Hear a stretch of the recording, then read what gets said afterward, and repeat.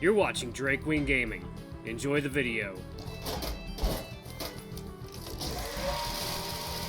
Hey guys and gals, Never here from Drake Wing Gaming. Some of you on Twitter, the Gaming Dragon. Today I'm coming back at you another Let's Play episode of Repeat, Sissel's Path. So y'all, let's go ahead and jump right back in, shall we? Alarm chain, you were up, and let's go. Alright. And you? Any questions? The foppish contestant swallowed nervously. I'm pretty confident. I'm pretty confident in my entry's technique and execution. I'm just wondering in what category I was lacking. You are correct. You're an excellent chef, and your cupcakes were expertly made. Everything had the hallmarks of a talented chef. Then why did I score so low? Your problem, young man, was that you were trying too hard to win. Excuse me? When I asked you the reasoning behind your cupcake seeming, you answered that you were creating something that you thought your girlfriend would love. Unfortunately, I do not think highly of liars. Judge Bartholomew grabbed a fork and prodded at one of his remaining cupcakes. Each and every aspect of your entry, from the mint-flavored base, the hint of ginger in the batter, to the pecan sprinkles, were tailor-made to my personal preferences and tastes. The foppish contestant gulped painfully. Do you think you're the first contestant to attempt to lick my boots? I will admit that you did your research well, and that every flavor you have chosen is a personal favorite of mine. However, for an entry themed after love, your creations feel hollow and devoid of heart. Are you so desperate to win that you are afraid to place faith in yourself and the ones you truly love? When the foppish contestant couldn't muster up an answer, the judge gently patted him on the shoulder. I think everyone needs to be occasionally reminded that, whether you win or not, you will still be the same person. Perhaps you should place less of your worth on success and more on what you can personally bring to the table, yes? The foppish contestant's shoulders stiffened and he glared at the judge silently. Judge Bartholomew sighed and turned his gaze towards Sissel, who still seemed dazed by this development. I thought you didn't like chocolate. Young man, I'm a professional judge. Do you really think I would allow my personal preferences to color my decisions? Huh. The judge smiled softly. He gestured at the various entries lying on the presentation table. Ladies and gentlemen, you may have noticed something peculiar about how the judges processed all these entries. With most of these cupcakes, we took one bite and immediately understand the flavor profile and knew what to expect. Having done this for so many years, we have experienced countless culinary creations, and many of them have become rather predictable. Sissel's entry, however, was something different. I glanced at Sissel's tray and noticed that, unlike the other entries, most of the cupcakes were completely eaten. It was probably supposed to be impressive, but I couldn't help but feel a pang of disappointment that I wouldn't get the chance to taste at least one. One bite into Sissel's entry, and you are immediately hit with a wall of bitter cocoa. It was certainly enough to grab my attention, but after just a moment, the bitterness of the paper-thin chocolate was washed away by the sweetness of the ganache and the savory texture of the sweet potato base. For a moment, I almost thought it was a mistake. It took several more bites to fully understand the experience that Sissel designed. It is clear that he put a lot of thought into this creation, and it was tailor-made every aspect to suit his twat's tastes. Few can argue that this is the true expression of this year's theme, for what is love but creating something to make another happy? Taking out water time. Alright guys and gals, and we are back. Let's jump back into it, shall we? Okay. Sissel's ears twitched and he glanced at me shyly through flushed cheeks. I grinned and formed a heart gesture with my hands, which got a chuckle out of him. At this point, the foppish contestant unfortunately found his tongue and stepped up to the front of the stage furiously. Even if everything you said was true, I still shouldn't have lost to him. He didn't even meet the 12-cupcake quota. He's missing 2 cupcakes. That's a 4-point deduction at the minimum. I should still beat him by 1 point, but I can see that you only deducted 2 points. How is that fair? The old judge smiled knowingly. Judge Bartholomew slowly crossed the stage and ducked behind Sissel's workstation before pulling open the cooler. From inside, he pulled out a small dish containing a single pristine cupcake. Sissel spluttered and immediately rushed across the stage to snatch it out of his hands. Hey, that's not for you! That is quite obvious. Now, Sissel Bradley, would you like to explain to everyone why you were hiding one of your cupcakes when you knew it would cost you points in the competition? The flush on Sissel's face turned beet red as he clutched the dish into his chest defensively. Well, it's just, Sissel stuttered furiously and glanced at me through the burning red cheeks. Well, the whole point of these cupcakes was that I'm making them for someone I love, right? I just thought it'd be pretty stupid if a bunch of old farts ate them all and left none for my boyfriend. Like, what would even be the point? so I stashed one in the cooler and was hoping to grab it once the whole thing was over. It took me a while to realize there was a big dumb grin plastered across my face as I beamed up at Sissel on the stage. He shot back a shy smile. Well, whether that is overconfidence or tomfoolery, I do not know. What I do know is that no one can deny that Sissel Bradley has decidedly won this year's culinary competition and embodied the theme to perfection. The judge smiled and clapped his hands sharply. And that, I believe, concludes this year's culinary tournament. Let us give a round of applause for Sissel Bradley. Why don't you invite your friends over for the celebratory photos? The judge could barely finish his sentence before Ginny and I shoved our way onto the stage, followed quickly by Philip, Owen, and Herschel. Sissel yelped and struggled to grip his cupcake as I leapt at him in a smothering hug. You did it! Oh my god, you did it, Sis! That was incredible! Sissel immediately pulled me in for a deep kiss. We melted into each other's warm embrace on stage, causing a wave of both scandalized and spitting gasps to watch across the crowd. We held each other for what felt like an eternity before we finally pulled apart, laughing with bubbly joy in our chests. The host awkwardly scooted towards us and handed Sissel his large golden trophy before leaving us to our tender moment.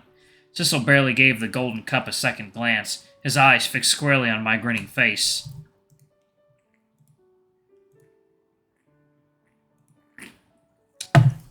Oh my god. Oh, that's so good. Would I made it this far without you, Adrian? Hell, I probably wouldn't be the person I am right now if it weren't for you. This victory is ours.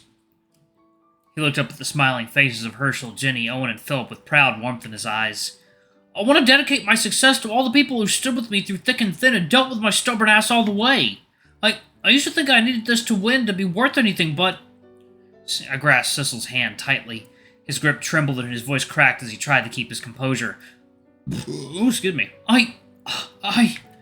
Tears stung at the edge of his eyes as he smiled brightly at the people surrounding him. You guys make me so damn happy. I love all of you. Wow, that's really sappy of you, sis. Where'd all that tough punk energy go? Sissel laughed warmly and tried to thunk her over the head with his new golden cup. Fuck you, Teach. I can say I love you however I want. I'm sure the television staff is having a field day with all your cussing. I think it adds to Sissel's charm, don't you think? The breath left Sissel's lungs as Herschel pulled him into a rib-shattering hug. I'm so damn proud of you, sis. You come so far. And I'm sure your mother would be bawling her eyes out with joy right now. I'm glad you're here to cheer me on, boss.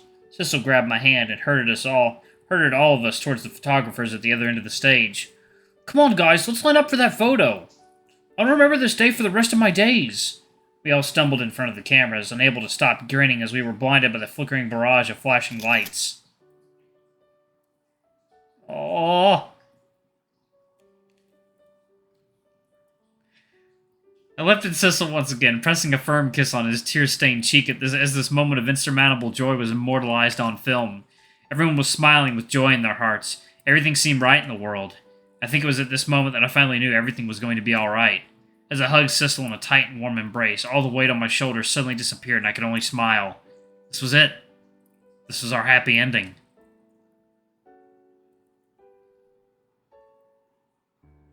But is it really?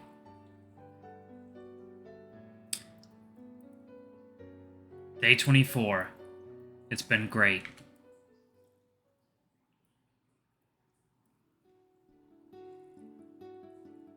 The next day, our flight back home was as hasty and chaotic as our arrival.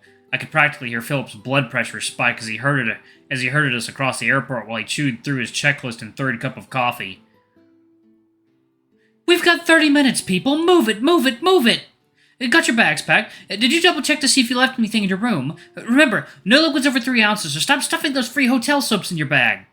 I yawned and rubbed my eyes wearily as I wheeled my luggage across the airport's smooth floor.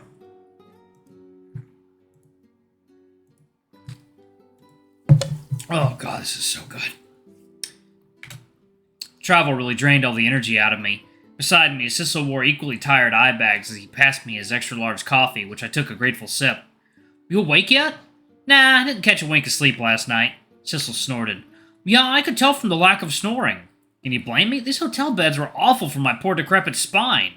Sissel grabbed his coffee back and took a big swig as he massaged my lower back with one hand, his fingers pressing gently underneath my shirt. Huh, We'll be home soon enough. Not that our dorm beds are any better. Did you grab everything you needed? I nodded with a yawn and glanced around. Sissel and I had haphazardly crammed all of our stuff into our luggage, our clothes mixed up in a tangled mess. Philip looked as pristine and prepared as usual, with twice the grumpiness. Owen, on the other hand, was stumbling down the escalators like he was still halfway asleep. Where were you last night? Oh, 1 second. Where were you last night? You came back to the hotel room at like 5 a.m. Oh, you know, I got invited to a few more private interviews by a few of those reporters. Huh, of course you did. Can't imagine anyone wanting to spend time with those nosy little shits. I think I found a way to keep them from talking too much. Owen waggled his eyebrows suggestively, which only made him look like he was having a stroke. Sissel and I gave him our best unimpressed stares. Across the lobby, Philip waved frantically in our direction with an irritated frown. Found our departure gate! Is everyone here? Yep, everyone is accounted for, except... He paused and scowled. Where did Herschel go? I guess he's the adult of the group, so he should technically be okay. Technically... We exchanged confused glances and began searching the crowd for the tall rabbit. He was right behind us when we arrived, wasn't he? Oh, he's talking on his phone by the coffee shop. Sure enough, Herschel was hunched over in a nearby cafe, murmuring quietly into his phone with a shy smile on his face. A faint red blush flashed across his face, and... Was he giggling? As the nosy little shits we were, Sissel and I exchanged grins and quietly crept up behind him to eavesdrop on his conversation. Yeah, it was real fun meeting you. I, definitely learned a lot about myself thanks to you. Let's keep in touch, man. Let me know if you ever travel to my city. I'd love to see you again. Herschel suddenly caught sight of us stealthily crab-walking towards him. His face immediately lit on fire as he snapped his phone shut. What do you kids think you're doing? Ooh, is that your date from the other day? Sounds like you two got along real well. I was just saying goodbye to the fella. It's just a normal goodbye. Don't fucking read into it. Aren't you glad Sissel and I set you two up? Are we good wingmen or what? Sissel tried and failed to keep a straight face as he nodded sagely. After years of failing to pick up any ladies, I'm glad you're finally finding success with the guys, boss. Do you like your hot accent? I'm not giving you kids any details. Anyway, I think I hear our flight is departing soon. Hurry up and get out of here. With that, Herschel stomped out of the cafe like a steamed tomato with his tail tucked between his legs. I guess getting flustered like an idiot runs in the family. Sissel and I exchanged triumphant high fives. I turned around with a grin, ready to share more teasing exchanges, but froze. My smile faded into a dazed frown. Adrian, is something wrong? Oh, I'm fine, I think. I was just thinking how this was the kind of thing she'd love. What are you talking about? I opened my mouth. A name on the tip of my tongue, but nothing came out. A strange dread twisted in my stomach as I frowned in confusion. I'm not sure. I swear there was someone...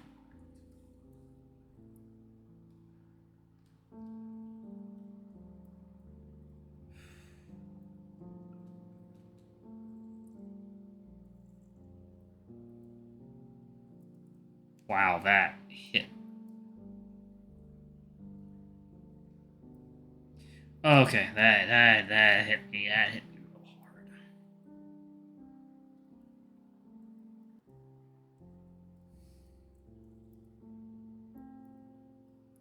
Yeah, I think I'm gonna pause it right there, y'all. That really, that really hit me.